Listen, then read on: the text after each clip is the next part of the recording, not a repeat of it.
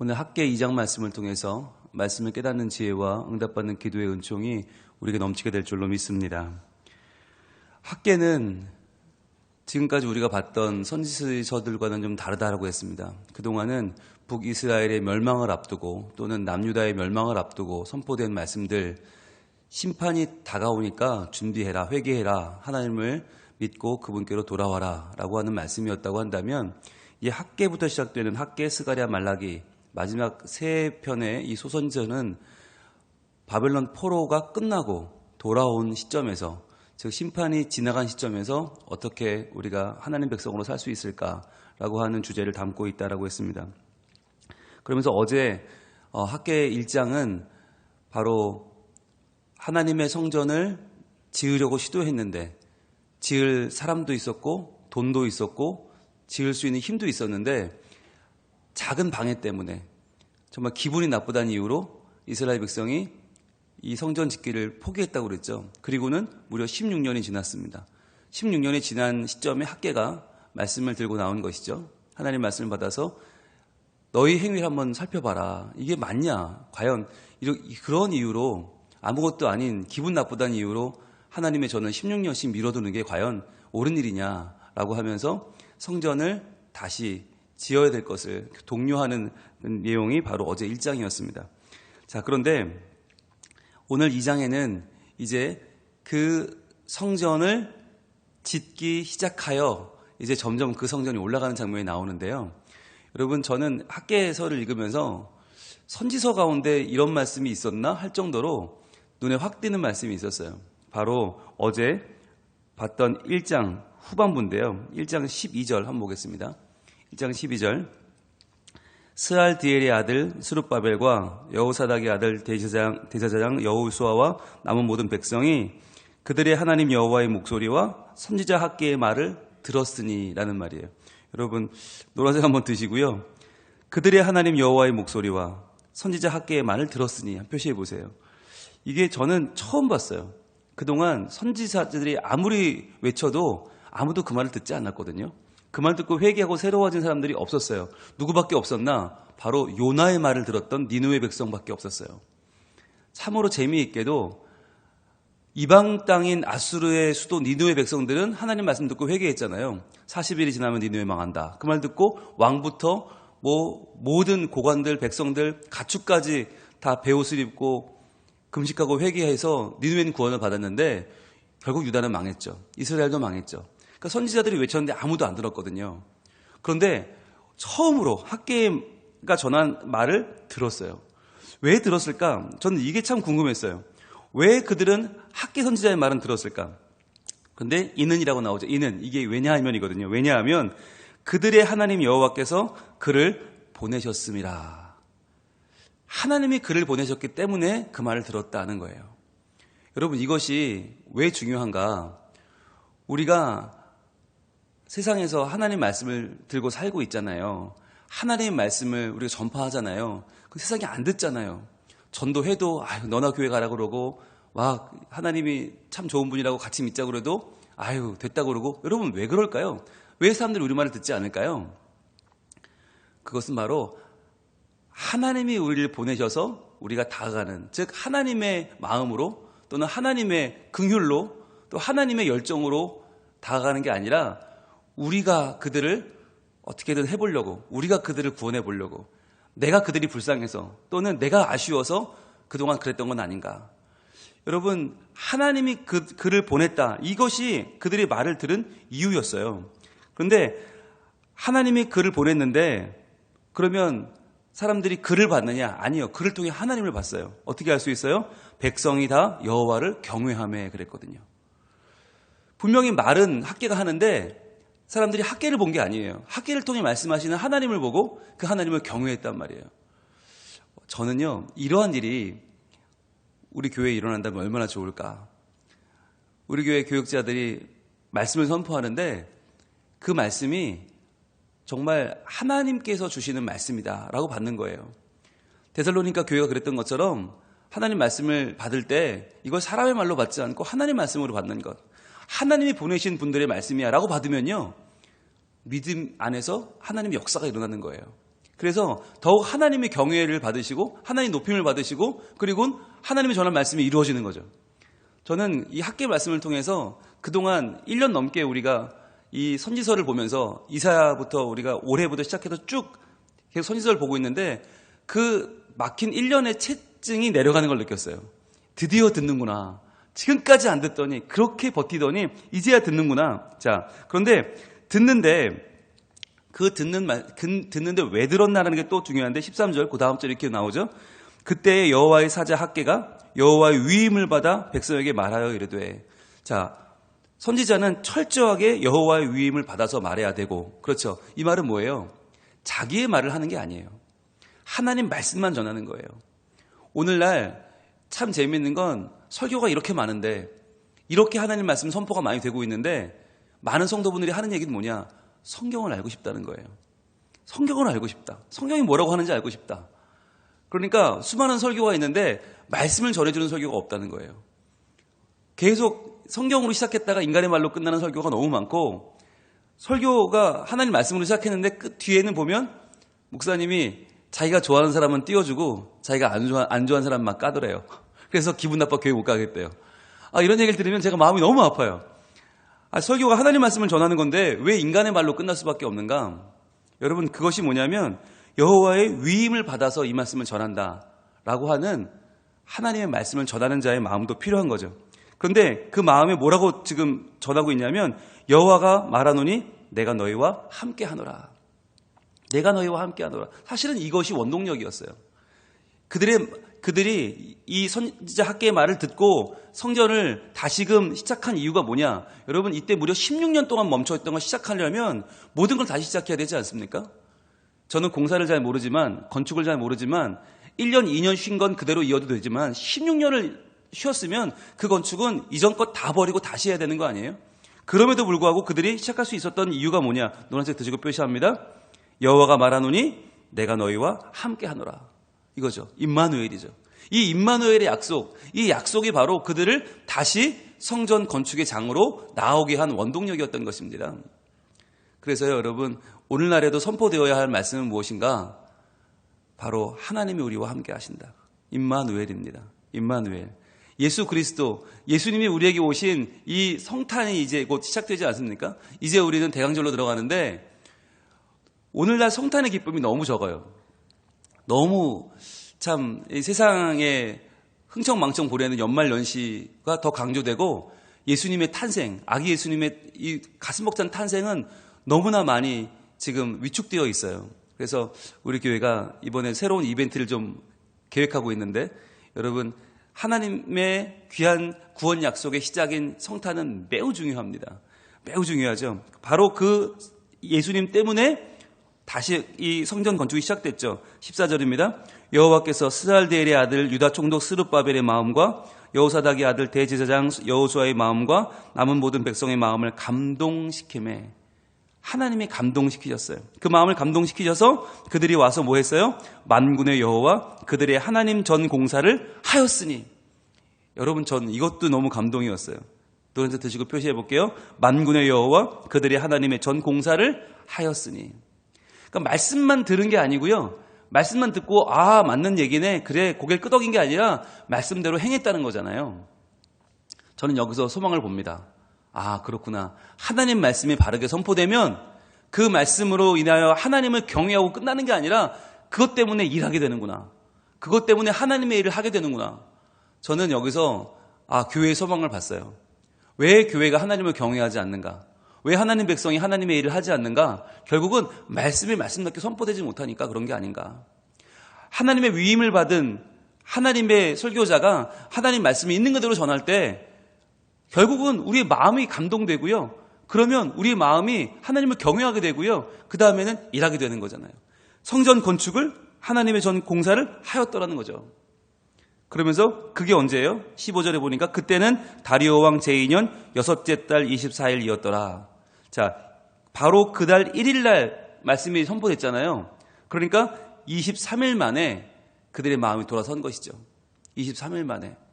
여러분, 23일 동안 설교에서 마음이 돌아서면요, 이 설교 해볼 만하지 않습니까? 저는 희망을 얻게 되었습니다. 한 달 안에 변화가 일어나는구나. 말씀만 똑바로 전하면, 하나님의 말씀을 말씀대로 전하면 한 달 안에 변화가 일어나는구나. 저는 굉장히 희망을 발견했어요. 자, 그러니까 이렇게 하나님의 말씀을 바르게 전했고 바르게 받아서 그 위임받은 말씀을 인정하고 경외하고 하나님의 전 건축이 시작됐단 말이죠. 무려 16년을 멈췄던 공사가 시작되었습니다. 자, 오늘 2장은 바로 그 이후에 선포된 말씀입니다. 1절입니다. 일곱째 달 곧 그 달 21일에 여호와의 말씀이 선지자 학개에게 임하니라 이르시되. 그랬어요. 그러니까 1장 마지막 부분과 2장 1절 사이에는 약 27일의 공간이 있습니다. 왜 그러면 이때 말씀을 전했나? 왜 7월 21일 날 전했나? 그건 조금 후에 설명을 드릴게요. 자, 뭐라고 했나? 자, 노란색 일단 드시고 표시해야겠죠? 여호와의 말씀이 선지자 학개에게 임하니라 이르시되. 자, 선지자 학개는 철저하게 자기의 말을 하지 않습니다. 하나님이 전하라고 하신 말씀만 전하죠. 그에게 임한 하나님 말씀을 전해요. 자, 2절입니다. 너는 스알디엘의 아들 유다 총독 스룹바벨과 여호사닥의 아들 대제사장 여호수아와 남은 백성에게 말하여 이르라. 여러분, 우리가 어제 봤던 1장 1절에서는요, 스룹바벨과 여호수아에게 말하라 그랬거든요. 그런데 2장에 들어가니까 누가 추가됩니까? 남은 백성이 추가됩니다. 남은 백성에게도 이르라는 거예요. 왜요? 그들의 마음이 이제 열리기 시작했으니까. 그들이 하나님을 경외하고 그들이 하나님 전을 건축하는 일에 동참하고 있으니까 이제는 그들에게까지도 말씀의 대상이 열리는 거예요. 여러분, 이게 중요합니다. 말씀이 내게 임한다는 것은 어떤 것이냐? 말씀이 한 번 임했을 때 그 말씀으로 내가 내 마음의 문을 열고 여호와를 경외하고 주의 일을 하면 그 다음에 또 말씀이 임하는 거예요. 그런데 그 말씀을 받았는데 내가 마음도 움직이지 않고 하나님을 경외하지 않고 내가 주의 일을 행하지 않으면 그 다음 말씀이 임하지 않아요. 그럼 말씀이 없이 살면 어떻게 되겠어요? 우리의 욕심과 아집으로 살게 되는 거죠. 말씀이 없는 자, 가장 불행한 삶을 살게 되는 거예요. 그래서 여러분, 말씀대로 사는 길은 뭐냐? 말씀 받는 삶은 뭐냐? 말씀을 받았을 때 내 마음을 열어 하나님을 경외하고 그 말씀대로 사는 것이죠. 자, 그랬더니 말씀이 이제 임하게 되었어요. 3절, 너희 가운데 남아있는 자 중에서 이 성전의 이전 영광을 본 자가 누구냐? 이제 이것이 너에게 어떻게 보이느냐? 이것이 너희 눈에 보잘것없지 아니하냐? 그래요.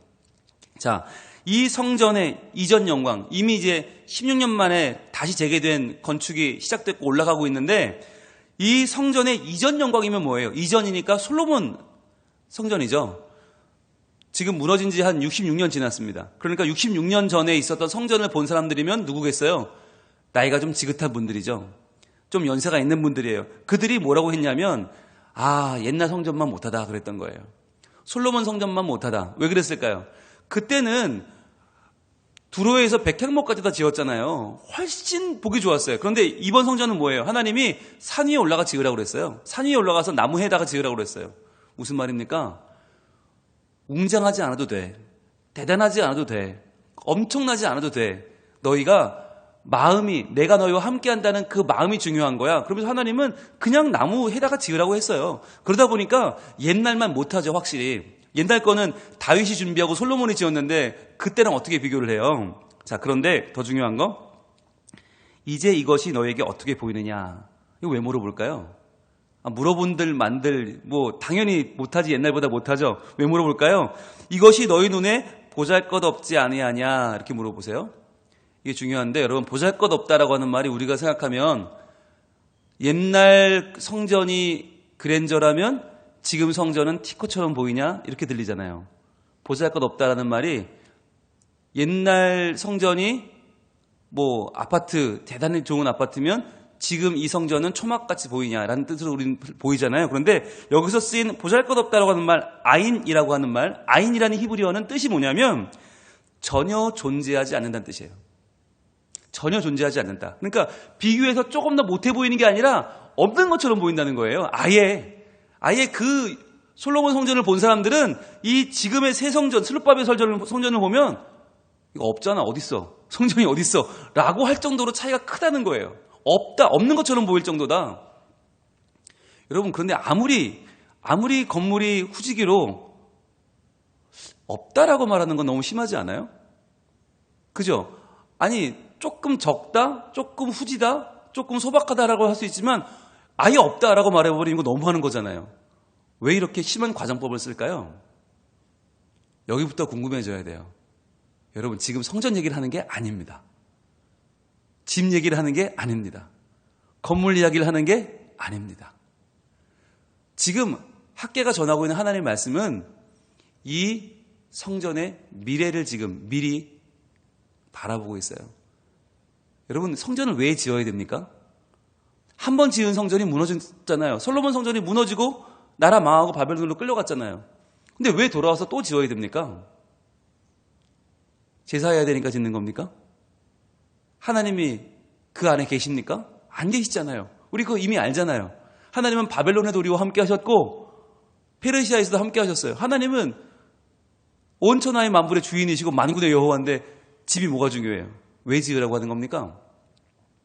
바로 이제 이 두 번째 성전인 스룹바벨 성전은 성전의 기능으로서의 문제가 아닌 거예요. 뭐냐? 우리에게 오실 진짜 성전인 메시아, 예수 그리스도를 열망하는, 대망하는 상징으로서의 성전인 것입니다. 그래서 이제부터 학계가 말하는, 2장에서 말하는 이 성전은 집이 아니에요.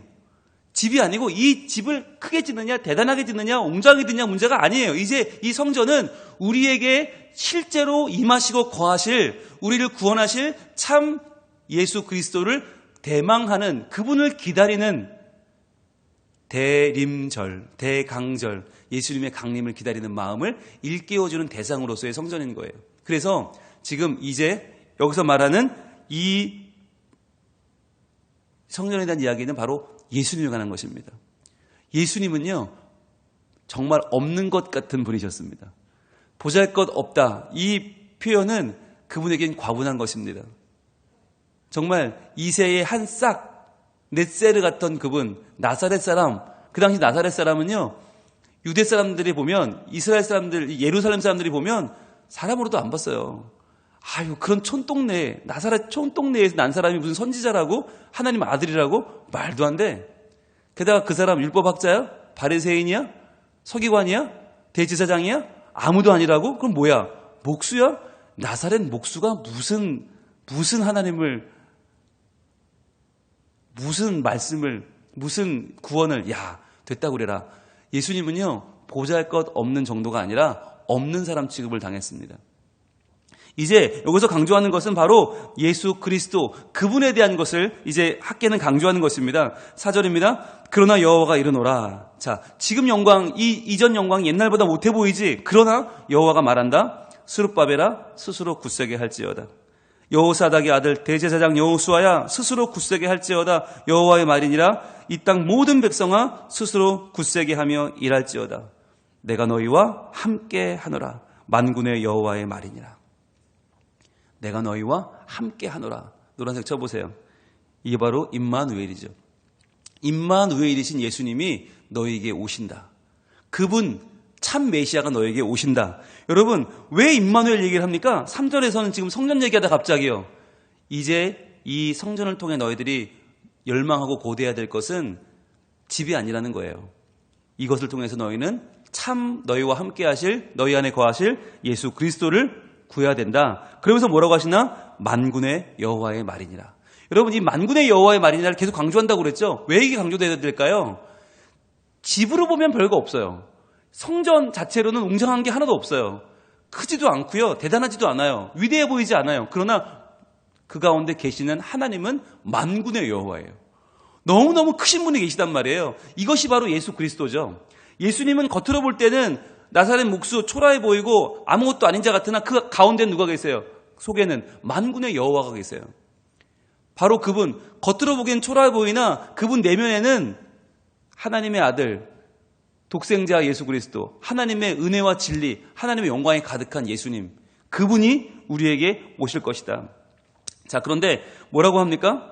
사람들이 하도 자신이 없어 하니까, 이 성전에도 그렇고 다가오실 이 메시아에 대해서도 그렇고 자신이 없으니까 하나님은 한 명 한 명 이름을 부릅니다. 스룹바벨아, 스스로 굳세게 할지어다. 여호수아야, 스스로 굳세게 할지어다. 모든 백성아, 스스로 굳세게 할지어다. 3번을 반복해서 똑같은 단어로 한 명 한 명 이름을 부르면서 마음을 스스로 굳세게 할지어다. 이게 뭐예요? 준비하라는 것입니다. 준비하라. 하자크란 단어거든요. 스스로 굳세게 한다. 하자크란 단어는요, 강하게 달라붙어 있으란 말이에요. 강하게 달라붙어 있어라. 어디에? 예수 그리스도에게. 너희에게 오실 이제 임마누엘 예수 그리스도가 오신다. 그분에게 너희 마음을 확실하게 달라붙게 해라. 그게 아자크입니다. 한 명 한 명 이름을 부르면서 오늘 하나님은 우리의 이름을 부르십니다. 그러면서 말씀하십니다. 예수 그리스도에게 붙어 있으라고. 너에게 오실 하나님의 영광, 하나님의 은혜와 진리의 영광이 가득한 그분에게 붙어 있으라고 말씀하십니다.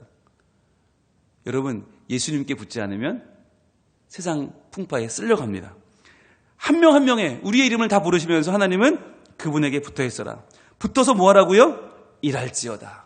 즉 하나님의 일을 해내라고 이 땅 모든 백성아 스스로 굳세게 하여 일할지어다.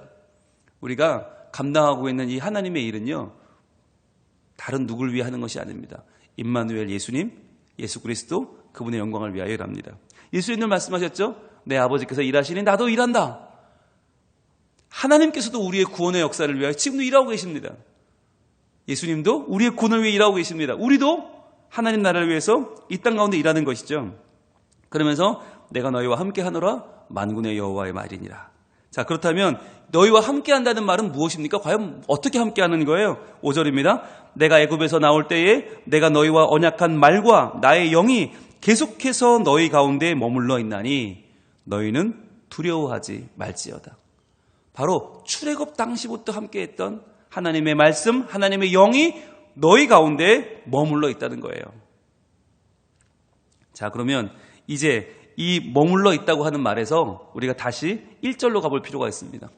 하나님이 머물러 계신다. 하나님의 영과 말씀이 머물러 계신다. 여러분, 머물러 있다라는 말이 뭐냐면 이게 장막을 짓는다는 말이거든요. 초막을 짓는다는 말이에요. 그럼 여러분 떠오르는 절기가 뭐가 있어요? 초막절이죠. 초막절. 바로 그 초막절이 오늘 1절입니다. 일곱째 달 그 달 20일, 즉 21일, 7월 21일은 무슨 날이냐? 초막절이 끝나는 날이에요. 초막절이 끝나는 날, 바로 이스라엘 백성들은 7월 10일 날 대속죄일을 치릅니다. 1년에 한 번 하나님 앞에 나가서 대제사장이 지성소로 들어가는 대속죄일이 7월 10일이고요. 그 다음에 7월 15일부터 7일 동안, 일주일 동안 초막절을 지킵니다. 이 초막절은요, 초막을 짓고 그 초막 안에 들어가서 광야 생활을 우리와 함께 하신 하나님을 찬양하면서 우리와 함께 거하신 하나님, 광야는 아무것도 없잖아요. 아무것도 없지만 우리와 함께 하셨던 그분을 찬양하는 시간이 초막절이거든요. 자, 그래서 그럼 이제 우리가 알 수 있죠. 왜 이 말씀이 초막절에 전해졌는지. 우리가 부르는 찬양 있잖아요. 초막이나 궁궐이나 내 주 예수 계신 곳이 그 어디나 하늘나라. 바로 지금 하나님은 성전을 강조하고 있지 않습니다. 건물을 강조하고 있지 않습니다. 비록 너희가 초막에 살아도 그 초막 가운데에서 하나님의 임재를 경험하는 초막절 아니냐. 바로 이 초막절에 나는 너희에게 다시 강조한다. 중요한 건 건물이 아니라 임마누엘이다. 내가 너희와 함께한다는 사실이 중요하다.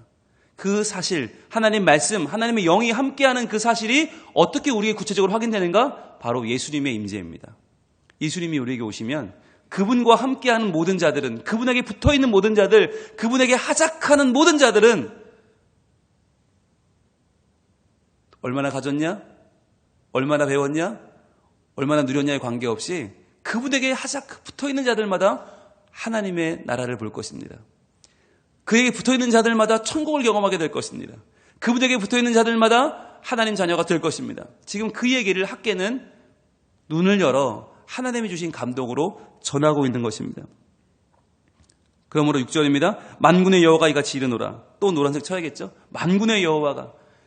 아무리 지금 너 초막절에 살아도, 초막에 살아도 별거 아닌 것 같지만, 이 성전 자체도 별거 아닌 것 같지만, 아니, 내가 이 말을 하는 나는 만군의 여호와인데, 모든 왕 중의 왕이요, 만주의 주인데, 조금 있으면 내가 하늘과 땅과 바다의 육지를 진동시킬 것이다.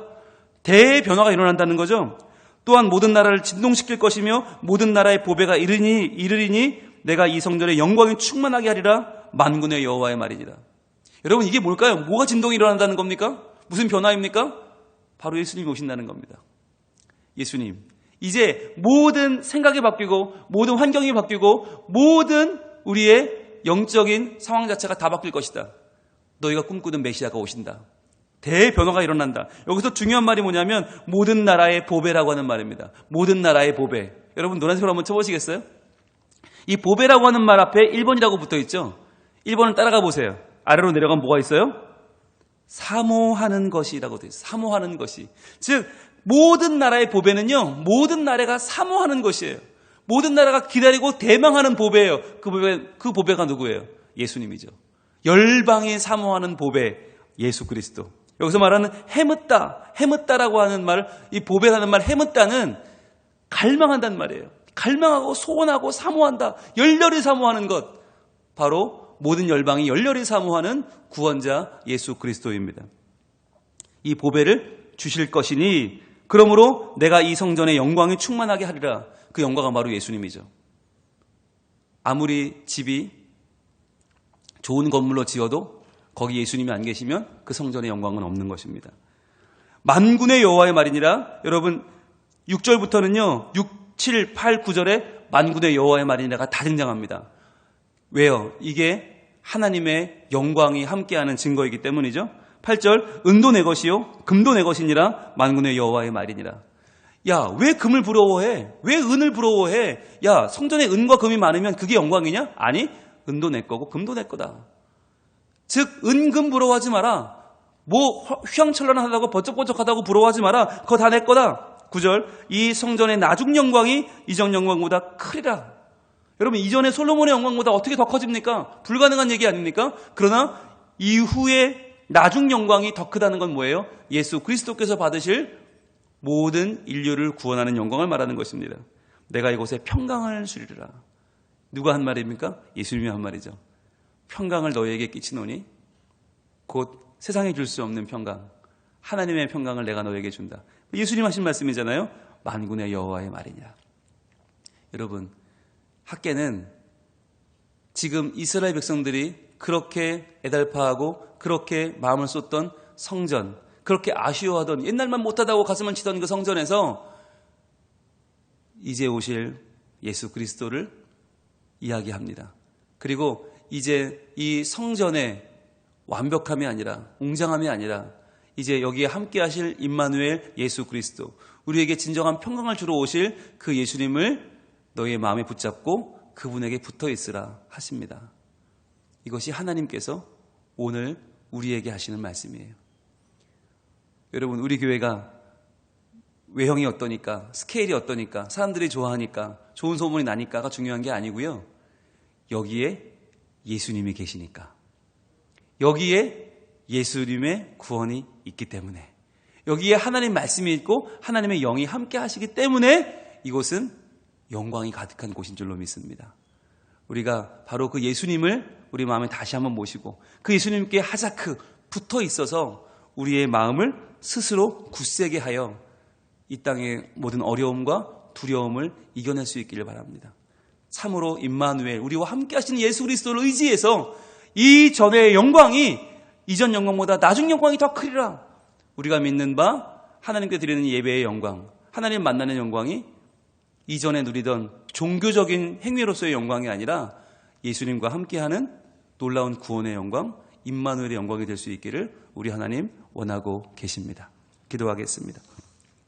하나님, 우리는 성전을 비교하기를 좋아합니다. 이전보다 커졌네, 작아졌네, 웅장하네, 덜 멋있네, 은과 금이 많네, 적네 합니다. 그러나 하나님은 은도 내 것이고 금도 내 것이라 하십니다. 이 성전의 나중 영광이 이전보다 클 것이다 하십니다. 그 주인공은 바로 예수님이십니다. 우리가 우리의 마음을 열어 주의 말씀을 순종하고 따를 때 그 말씀은 우리에게 참된 확신으로 다가와 우리가 예수 그리스도 그분께 붙어 있게 될 줄로 믿습니다. 이 땅에서 아무리 많은 일들이 우리를 어지럽히고 많은 일들이 우리의 마음을 흐트러 놓지만, 그러나 우리의 마음이 예수님께로 딱 달라붙어 있어서 예수님께서 주시는 구원의 은혜, 하나님께서 부어주시는 무한한 긍휼을 맛보는 저희들이 되게 하여 주시옵소서. 이제 대강절이 시작됩니다. 아기 예수의 탄생을 기다리는 우리의 마음이 예수님께 붙어 있게 하시고, 연말연시 쉽게 흔들리고 쉽게 나누어지는 우리의 마음이 하나님의 영광을 바라보는 눈이 되어서 진정한 평강을 누리고 두려워하지 아니하고 이 구원을 받고 누리며 전파하며 살아가는 하나님 백성 되게 하여 주시옵소서. 예수님 이름으로 기도합니다. 아멘.